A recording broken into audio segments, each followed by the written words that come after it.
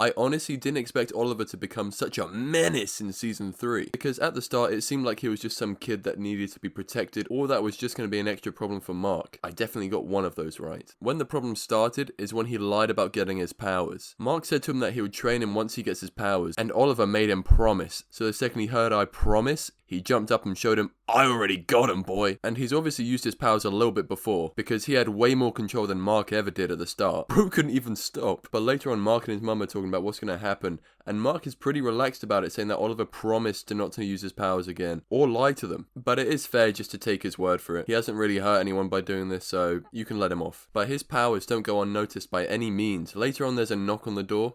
Here's my boy Cecil with the aura, and getting ready to manipulate this boy into using his powers for the sake of Cecil's interests. Now Cecil and Oliver's mother are having a conversation about what's next for Oliver, and you know my boy's in earshot. He's saying, "You should have told me that this boy could fly." Then she hit him with, "You found her anyway, so what's up?" Now he's talking about we need Oliver to fight for Earth. Now if I was his father, I wouldn't be clapping those bug buns, but that's besides the point. I would say to this boy fighting in a war, "No! Look at what he's up against! Look! He doesn't even know his 7 times tables!" Well, neither do I. But no! And that's kind of what she was saying, but mostly she just said it's not safe for him. And she doesn't trust Cecil. She doesn't want him to train Oliver either, because it'll be in a lab, not a home. Cecil puts up an argument saying this one life could save billions. Anyway, Cecil finds out all the heroes are gone, apart from 2. He means these 2. But Oliver hears something different. Him and Mark. Let me save the day. Also, why are there no heroes in different countries? Surely there'll be like an English fella or something. Like, bottle of water, man. Now Oliver's sneaking off because he wants to save everyone and be the hero, and he's dressed just like Mark was at the start, which is a reflection of his morals and ideologies. This is incredibly important and necessary for later. Don't worry, this will pay off. Then Debbie catches him because he went out without telling her, and I bet he wasn't slick with it either. She says to listen to her because she's done this before with his older brother. But then everything changes after Invincible's running with Cecil, because Mark threatened to kill him if he goes near his family ever again for what he did to Mark. Basically, he put a chip in his head which could really hurt him without him knowing about it. And Oliver says he should have killed him already, and everybody shoots that opinion down. So Oliver realizes that Mark has no one to help him, so he needs a sidekick. And that gets put down as well. But all of this changes in episode 3. We obviously saw the couple that had to commit crimes for money,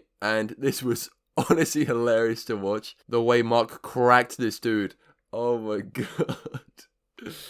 And you can't say they didn't deserve it, because they're superpowered people committing crimes. But turns out Mark was actually losing halfway through until Oliver jumps in and puts in some work. And this won't be the last time he does this either. Mark tells him to go home or something. I can't actually, there's no sound here. Later on, Oliver gets grabbed and he's about to get some hands until he realizes that he's just a kid and lets him go. Then he gets cracked. Mark then questions what he was doing there, and he was saying that he was only trying to save his older brother. So then Mark gives him a little training lesson. And throughout the whole time, this is a flight lesson, and my boy was eager to learn how to fight. And then they run off to get a new suit, and somehow he tricked Art into making an obvious Omni-Man suit. How did he get tricked so easily? You made the suit! Both of them! Surely you'd recognize a difference. Mark doesn't agree with the name. He thinks the suit was alright, but the, kid Omni-Man ain't gonna fly with the public, because Omni-Man was a dog back on Earth. Oliver thinks his dad was a nice guy, but Mark tells him just to change the name. A news report cuts him off, so now they have to go save the day. Oliver says he's just gonna watch, he ain't gonna do nothing. Until it gets out of hand and Oliver goes in to help, until he gets cooked. But then Mark locks in for once. This rarely happens in Invincible. Somehow, like, this guy just does not like locking in. Oliver gets back up and is quite upset that he didn't get to help out as much. And Mark is obviously mad because he didn't listen to what he said. They get back home and realize that their identity has been revealed. But Oliver only cares about one thing. Are you guys gonna mate now? This is crazy work, but I think this was just put in to show how non-human he is and how he's changing into his dad. But I don't know. Anyway, the Maulers break in to get some high tech. They've already beaten up the Guardians. Mark arrives and just starts the fight, but there's no communications in the building, or cameras. Oliver realizes Mark is in there and thinks he's in trouble, which he actually is. But then the Maulers reveal their plan. They're going to take away F1's communications and make you pay for a phone call. They're businessmen at heart. But then Oliver breaks the gun, lets them know they're cooked. And in all fairness, Mark is getting cooked here as well.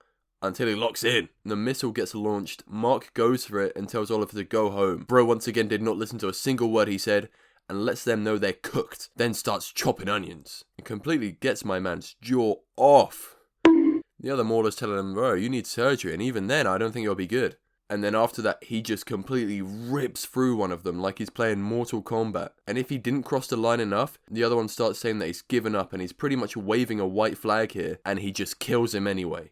then starts saying he didn't mean it. Yes, you damn did! Cecil comes in to manipulate him, then Mark arrives. But my guy Immortal has no backbone. He doesn't do anything nowadays. I thought he was going to be a threat to Mark after season 1 and 2. Anyway, Mark tells Oliver what he did was wrong, then they start questioning philosophies. Oliver's is that they won't hurt anyone anymore if they're dead. Mark strongly disagrees against that. Then Oliver spins it emotionally saying, "You're mad at me, so I'm sad." Oh, then he storms off. Mark tries to catch up and he realizes how quick Oliver's gotten, showing that he's either gaining powers quicker or he's sneaking off and training himself. He catches up to him anyways and says he believes he didn't mean to kill those people, but killing isn't good anyways. Oliver says something that this version of Omni-Man would have loved, by the way. He says people die all the time and suggests that normal people / humans don't matter as much as supers. Then he says Omni-Man might have been cooking with something. Later on, this gets back to Deb and she's questioning him, trying to change his opinion on this. I think that he's going to keep being a problem until he messes up massively, like killing a grandma like Mark did in the first season. Then that would change his mind. Like and subscribe, please.